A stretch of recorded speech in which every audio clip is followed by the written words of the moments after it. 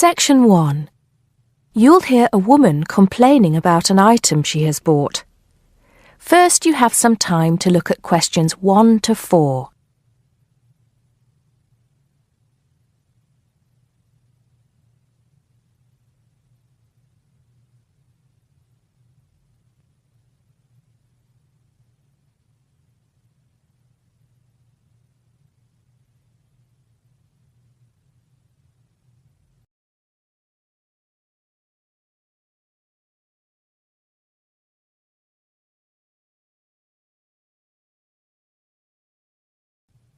Now we shall begin. You should answer the questions as you listen because you will not hear the recording a second time. Listen carefully and answer questions 1 to 4. Smart Electricals, Mike speaking. How may I help you today? Good morning. I'm calling to complain about an item I recently purchased from your company. I'm not happy with it. Oh, I'm really sorry to hear that. I'll take you through the company's complaints procedure. I'll need to retrieve your files from our records so that we can discuss the problem properly and find a solution. I'll need to take some details from you first. Is that okay? Okay, but I don't have a lot of time. Will it take long? Not long, madam. Can I first take your name? Yes, it's Susan Yorke. Y-O-R-K-E. Okay. Can I have the address, please? Yes, it's Flat 1, 25 Alpine Avenue. That's A-L-P-I-N-E Avenue, Harchester. The postcode is HA6 5LD. Okay. Next. Could you give me your telephone number? Preferably one that we can call you on during normal working hours. Well, the home one is 01734 525 268. But you're only likely to catch me on that number in the evenings. I usually have my mobile phone with me during the day, though. It's probably best to take that number then. All right. My mobile number is 0781 233 452. And do you have the order reference number on you, by any chance? Well, I have the receipt that the camera came with in front of me. Ah, good. Which number is it? It's a bit confusing. It should be the 7-digit number on the top left corner of your invoice. Let me have a look. I need my glasses. Found it. It's DMX8443. Thanks. Now, when did you purchase the item? Well, the camera was delivered last Monday, on the 1st of February. I ordered it online about 2 weeks before that, but I can't remember the exact date. If you have another look on the invoice receipt, the date should be there. Oh, yes. Here it is. January the 15th. Okay, I'll make a note of that. So, the item is a digital camera? Yes, it's the Aqua PowerShot model in silver. Thank you. Did you take out any kind of insurance when you bought it? Well, no, it was on special offer. I didn't need to pay any extra for the insurance because it came with a special 4-star policy. Well, it means you're fully covered for at least another 3 years. Before you hear the rest of the conversation, you have some time to look at questions 5 to 10.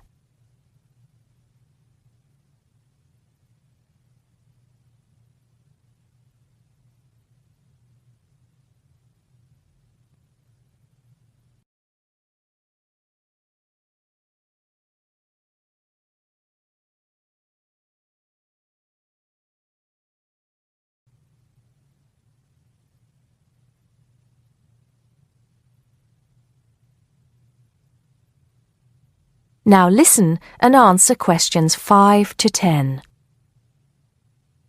Right. What is the problem? Yes, the first thing is that it came with 1 memory card in the box when there were supposed to be 2. Oh dear, I'm terribly sorry about that. It must have been an oversight in the packing department.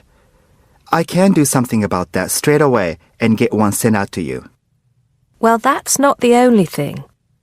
I bought it as a present for my niece because she loves swimming. It said on the website that it was waterproof, but when she took it on holiday and tried to use it underwater, it got ruined because water got into the lens. You can imagine how disappointed my niece was. I certainly can. Were those the only problems? No, there was one other thing. It came with a case to protect it. When I opened the box to take the case out, I saw that it had a big scratch on it. We're really sorry about that. I can offer to have the camera repaired for you. In the event that it can't be repaired, we'll send you a replacement. I don't think so. Seeing as it was faulty in the first place, I wouldn't want another one. I think I'd rather have my money back. Can I get a refund? Yes, of course. If you send it back to customer services, I'll make sure it's dealt with. Thank you very much. That is the end of section 1. You now have half a minute to check your answers.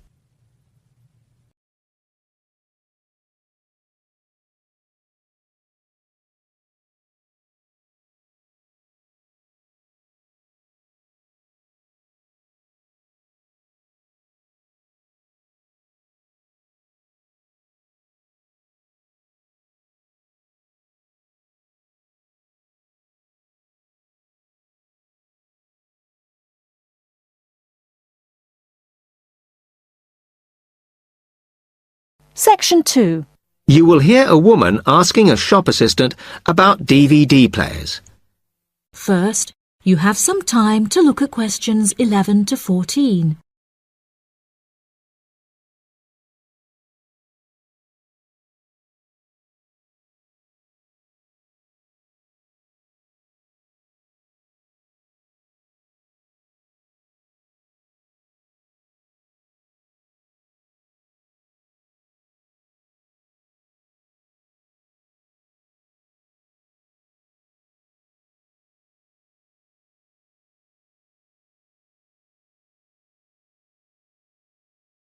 Now listen carefully and answer questions 11 to 14.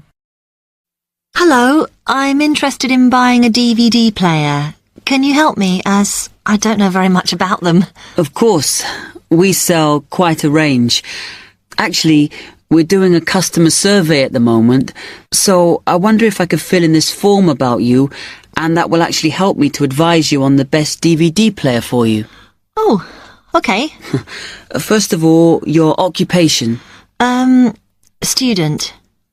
Okay. Then, have you already got a DVD player? No, I've never had one before. Uh-huh. And how much do you think you want to spend on a player? I'm not sure, really, but I have got a budget.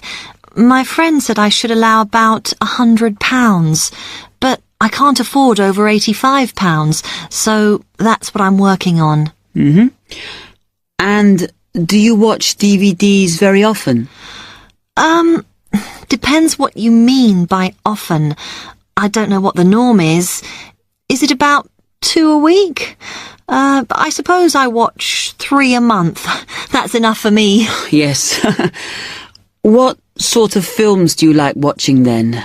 Action movies?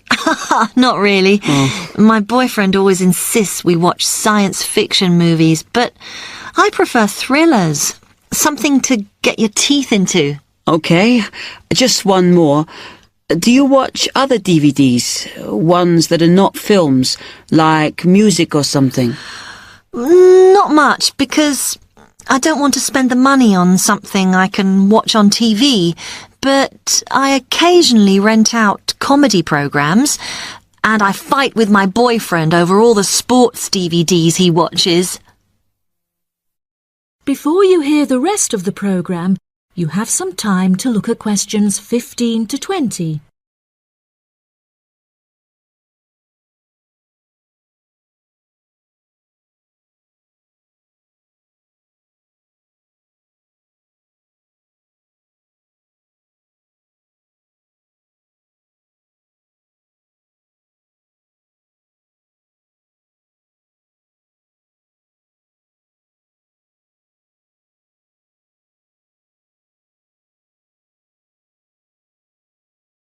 Now listen and answer questions 15 to 20.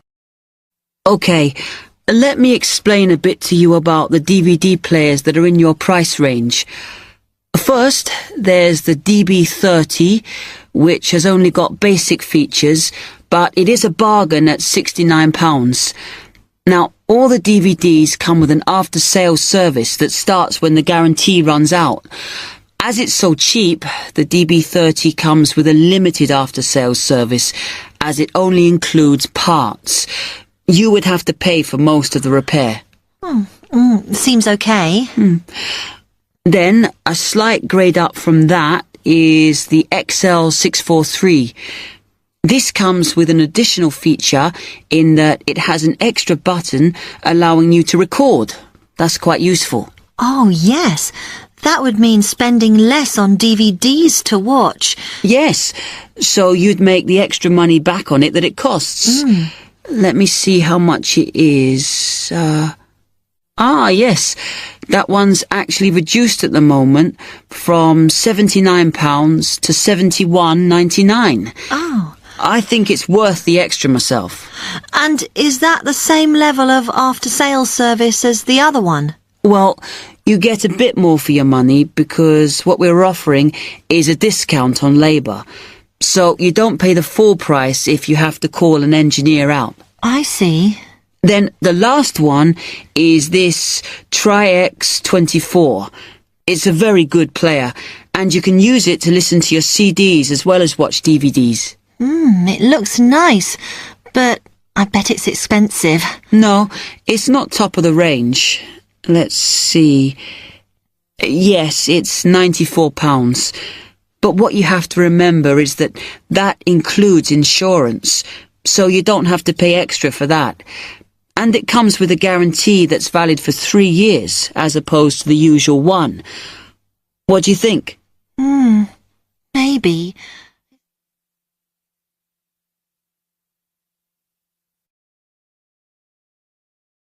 That is the end of section 2. You now have half a minute to check your answers.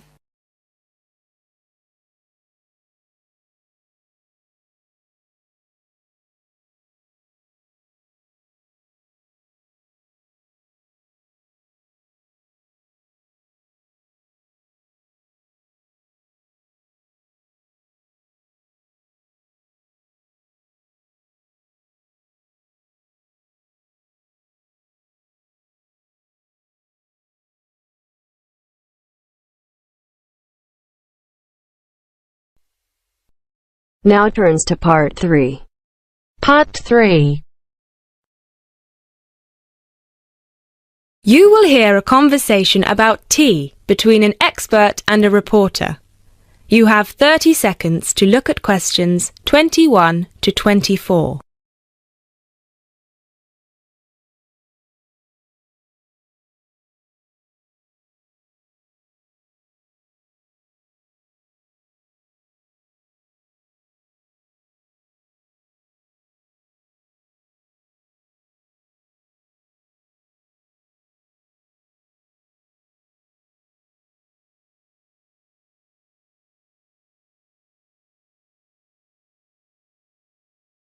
Hi, Jacob. Thank you so much for coming along today. It's my pleasure. I'm very intrigued about what a tea meditation entails exactly.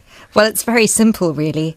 I think the first thing you need to keep in mind is that it is mostly about leaving everything that you have been thinking or worrying about today to one side. Really focus on the present moment. Oh, it sounds great. I certainly don't know very much about tea, and I'm keen to get started. But before you go into more detail, can I ask you what your favourite kind of tea is? Well, I think the kind of tea we are going to have today is my favourite.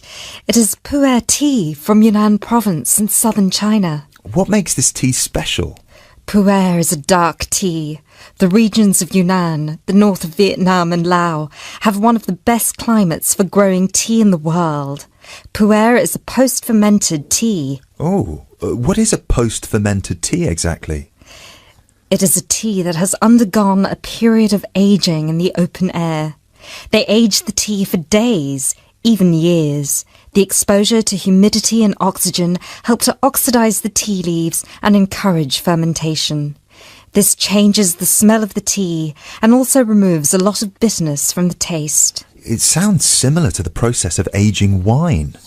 The process is different, but the effect of aging on the taste is certainly similar. Does this mean the tea can be quite expensive? Absolutely. It can be very expensive.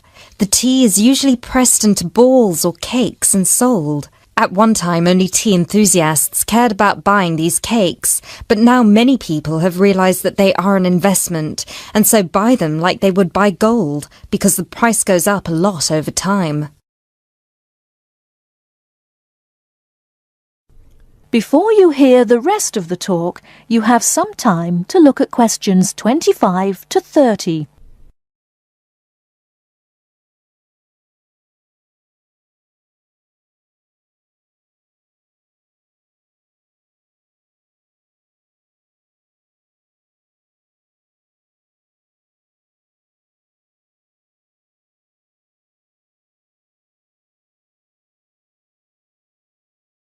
Now listen and answer questions 25 to 30. So now I want you to focus on clearing your mind of anything other than this present moment. Let go of any concerns. OK, one slight problem. I will need to record our conversation, and I will need to take notes for the article. I plan to write about this for my newspaper. Is that OK? Oh yes, of course. Whatever you need. Thank you. I'll try to keep my notes to a minimum. Good. So, where was I? Oh yes, I think very few people really appreciate the complexity and variety of tea that exists in the world. Right. Most people are maybe like me and just use tea bags. Exactly. And with a tea bag, the tea is trapped inside and cannot move around freely. You can really taste the difference drinking a brewed tea that was free to move around through all the water. So, do you ever use tea bags? Never. There are many different kinds of tea. White, yellow, black, green, oolong, matcha, herbal and many others. Each one has its own unique properties. To fully experience what each tea has to offer, you must brew it in the correct way. I also believe in only drinking tea that is picked and sorted by hand, rather than using mechanical processes. Although it takes more time, the tea made by hand is so much better that it leads to an increase in the tea sales. But in that case, surely if there is more interest in the tea, and with the time-intensive farming process, this means there could be shortages because the demand is higher than the ability to produce it. There were shortages for a while, but then an artificial fermentation process was developed in the 1970s, which helped to speed up the fermentation times. As I mentioned, this process has an aging effect on the taste of pu'er tea that is very similar to the effect on the taste of wine that you get from that fermentation process, though for pu'er tea today, we're talking about that artificial process. How can they do this artificially? The farmers gather the tea leaves into a big pile, then cover it with a large sheet or tarp. They spray water on the tea every now and then, and therefore fermentation happens faster. Usually, the tea is left for 30, 45, 60 or even 90 days still.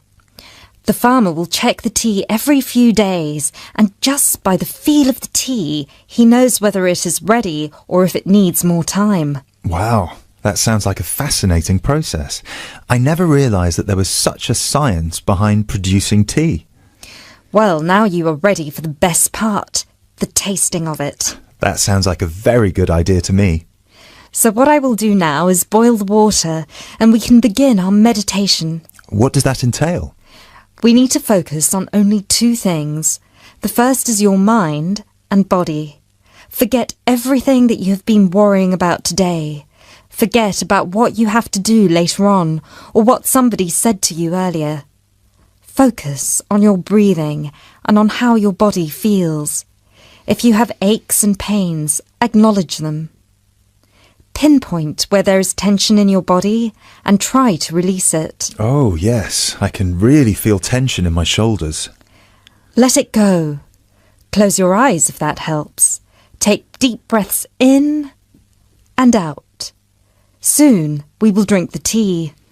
When you drink it, think about the taste and how it feels on your tongue. Is it easy to swallow the tea, or do you need to gulp it? Can you brew the tea leaves more than once? Oh yes, you can brew some teas more than 10 times. Now we will shift to noble silence, focusing only on ourselves and the tea. Enjoy.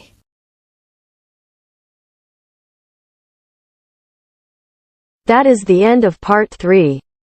You now have half a minute to check your answers.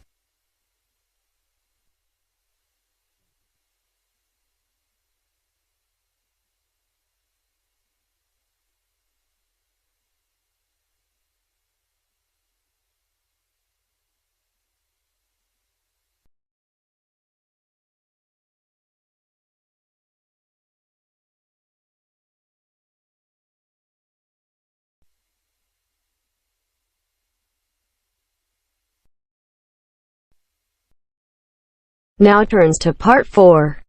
Part 4. You will hear a talk about the pitfalls and pleasures of being a postgraduate student. Look at questions 32 to 37.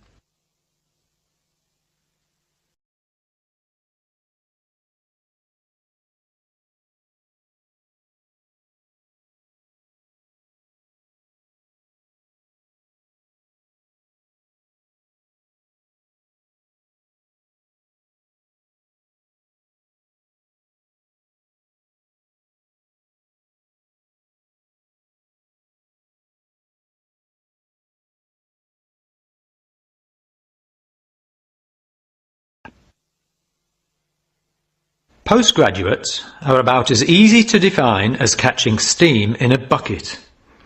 Courses can be vocational, for training, as research, as a preparation for research, or a combination of these. Also, you can choose between full-time and part-time. Increasingly, the approach to postgraduate study is becoming modular. The vast majority of postgraduates are doing short, taught courses, many of which provide specific vocational training. Indeed, there has been a 400% increase in postgraduate numbers in Britain over the past 20 years. Current figures stand at just under 400,000. People undertake postgraduate study for many reasons. These may be academic, intellectual challenge, development of knowledge; vocational, training for a specific career goal; or only vague, drifting into further study. It is essential that you determine the reasons you want to become a postgraduate. If you have clear goals and reasons for studying, this will enhance your learning experience and help you to remain focused and motivated throughout your course. Where you study should be based on much more than the course you want to do. For some courses, you're likely to be there for several years, and it is important that you are happy living there. Check also what type of accommodation is available and whether the institution provides any housing specifically for postgraduates. Choosing an institution and department is a difficult process. To determine quality, do not rely on the reputation of an institution, but find out what the ratings are from the most recent assessment exercises. Find out about the staff, their reputation, competence, enthusiasm, and friendliness. Visit the department if possible and talk to existing postgraduates about their experience, satisfaction, comments, and complaints. Be very careful to check how they feel about their supervisors. Also, check what facilities are available, both at an institutional level, for example libraries, laboratory and computing facilities, and in the department, for example study room, desk, photocopying, secretarial support, etc. Everyone will have their own priorities here. I am always anxious to check the computer support available and regard it as slightly more important than library access. Your working environment and the support available to you plays an essential part in making your work as a postgraduate a positive experience. Life as a postgraduate can be very different to your other experiences of education. Things that can distinguish your experience are the level of study, independence of working, intensity of the course, the demands on your time, and often the fact that you're older than the majority of students. These factors can contribute to making you feel isolated. However, there are several ways you can make sure that this is either short-lived or does not happen at all. Many student unions have postgraduate societies that organise social events and may also provide representation for postgraduates to both the student union and the institution. Departments can also help to create a sense of identity and community, and often have discussion groups available. Don't be afraid to talk to staff about any difficulties you might be having. Of course, universities provide counselling services, but we have found that the best advice comes from talking to other postgraduates who may have faced similar difficulties. Look at questions 38 to 40.